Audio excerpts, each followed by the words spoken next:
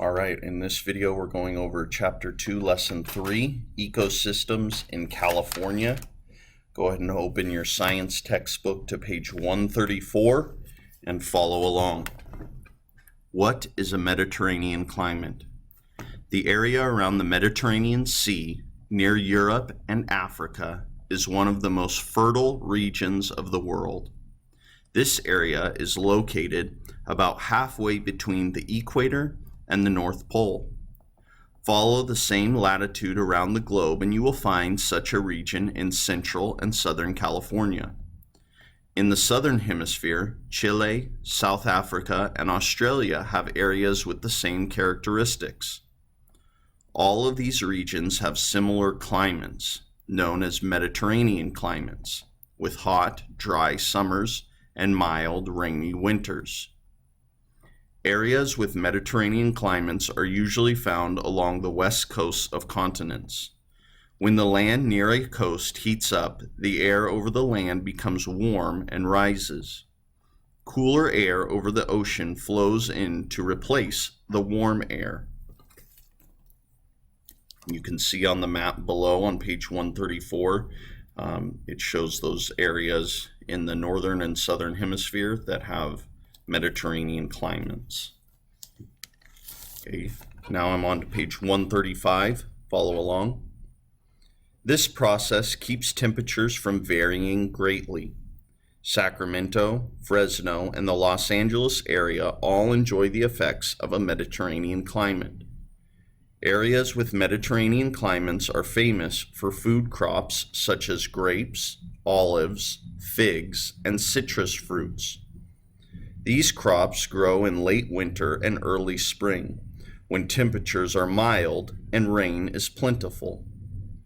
To survive the hot, dry summer, plants in Mediterranean climates have adapted in several ways. Trees, such as evergreens, oaks, and olive trees, usually have thick bark to protect them from fire. Some trees, such as oaks, have deep roots. Others have tough, thick leaves that prevent water loss. Some plants become dormant or less active during the hotter months. Wildfires can be common in regions with a Mediterranean climate. These fires benefit the plant community in some ways.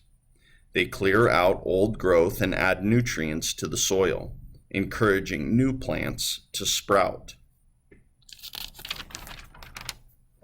Okay, turning the page on page 136 now. Follow along.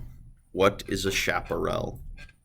In the foothills of California's southern mountain ranges, in the Sierra Nevada, and in many places along the California coast, you will find a special kind of ecosystem called a chaparral. A chaparral is a dry region with a thick growth of brush and small trees. The name comes from the Spanish word chaparral, meaning evergreen oak. Chaparrals also exist in some other western states and in Mexico. If you have never been to a chaparral, try to picture a landscape with blazing sunlight and soaring temperatures. A dense blanket of shrubs and low trees grows there. Each plant has special adaptations that allow it to survive summer in the chaparral.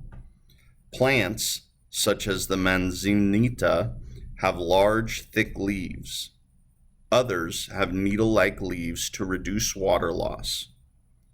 The roots of some plants spread out just below the soil's surface, seeking every last drop of water. Plants are not the only organisms adapted for life in the chaparral. There are plenty of animals as well. The California chaparral is home to bees, ladybugs, toads, alligator lizards, kangaroo rats, and jackrabbits. Many birds, such as quail and thrashers, live and nest in the thick protective shrubs. Mountain lions, coyotes, and hawks are predators of the chaparral. Okay, on to the top of page 137, follow along. Wildfires. By the end of the summer, the chaparral is extremely dry. Winds, such as the Santa Ana winds in Southern California, blow in hot gusts.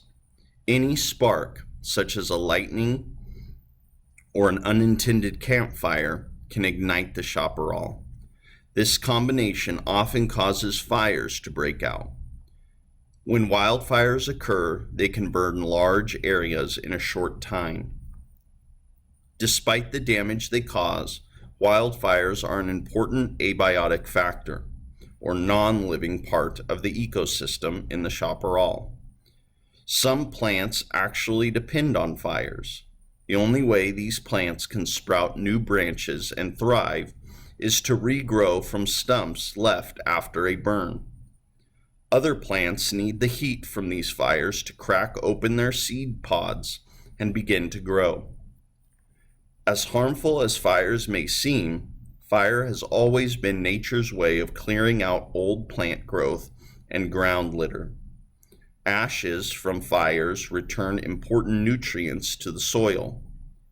Fires also reduce the plant population, so the surviving plants face less competition for water. The risk of fire decreases in the winter. Temperatures become mild, the rains arrive, and wildflowers in bloom cover the hillsides. All right, thanks for following along. Continue on your read about it and your talk about it and your write about it and your lesson quiz.